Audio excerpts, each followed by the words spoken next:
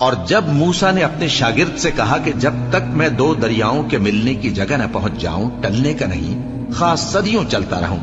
پھر جب وہ دونوں ان دریاؤں کے سنگم پر پہنچے تو اپنی مچھلی بھول گئے۔ پھر اس مچھلی نے دریا میں سرنگ کی طرح اپنا رستہ بنا لیا۔ جب آگے چلے تو موسیٰ نے اپنے شاگرد سے کہا کہ ہمارا کھانا لاؤ، اس سفر سے ہم کو بہت تکان ہو گئی ہے۔ اس نے کہا کہ بھلا آپ نے دیکھا کہ جب ہم نے اس چٹان کے پاس آرام کیا تھا تو میں مچھلی وہیں بھول گیا، اور مجھے آپ سے اس کا ذکر کرنا شیطان نے بھلا دیا، اور اس مچھلی نے عجیب طرح سے دریا میں اپنا رستہ بنایا۔ موسیٰ نے کہا یہی تو وہ مقام ہے جسے ہم تلاش کرتے تھے۔ تو وہ اپنے پاؤں کے نشان دیکھتے دیکھتے لوٹ گئے۔ وہاں انہوں نے ہمارے بندوں میں سے ایک بندہ دیکھا جس کو ہم نے اپنے ہاتھ سے رحمت خاص سے نوازا تھا اور اپنے پاس سے ایک خاص علم بخشا تھا۔ موسیٰ نے ان سے جن کا نام خضر تھا کہا کہ جو علم اللہ کی طرف سے آپ کو سکھایا گیا ہے، اگر آپ اس میں سے مجھے کچھ بھلائی کی باتیں سکھائیں تو میں آپ کے ساتھ رہوں۔ خضر نے کہا کہ تم میرے ساتھ رہ کر صبر نہیں کر سکو گے، اور جس بات کی تمہیں خبر ہی نہیں اس پر صبر کر بھی کیسے سکتے ہو؟ موسیٰ نے کہا اللہ نے چاہا تو آپ مجھے صابر پائیے گا، اور میں آپ کے ارشاد کے خلاف نہیں کروں گا۔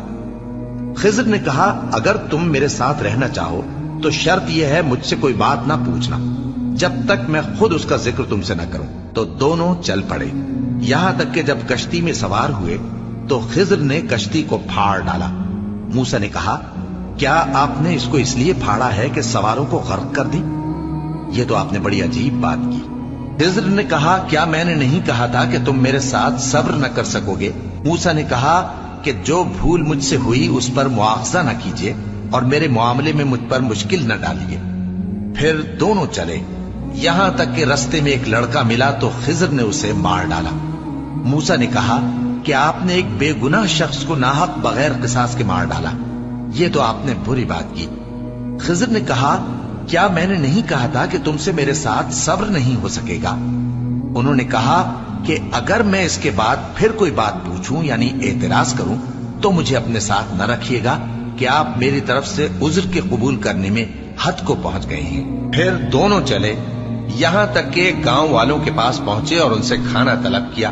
انہوں نے ان کی ضیافت کرنے سے انکار کیا۔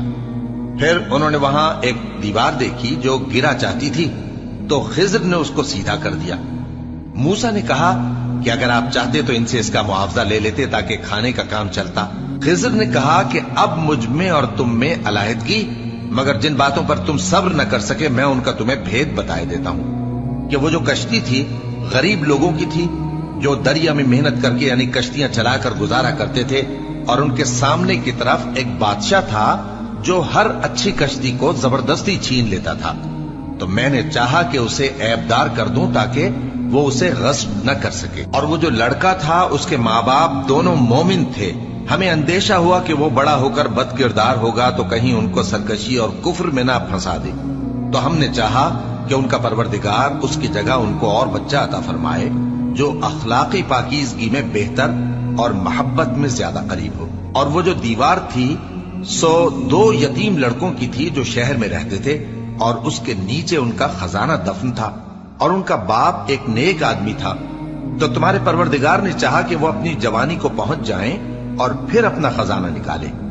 یہ تمہارے پروردگار کی مہربانی ہے، اور یہ کام میں نے اپنی طرف سے نہیں کیے، یہ ان باتوں کی حقیقت ہے جن پر تم صبر نہ کر سکے۔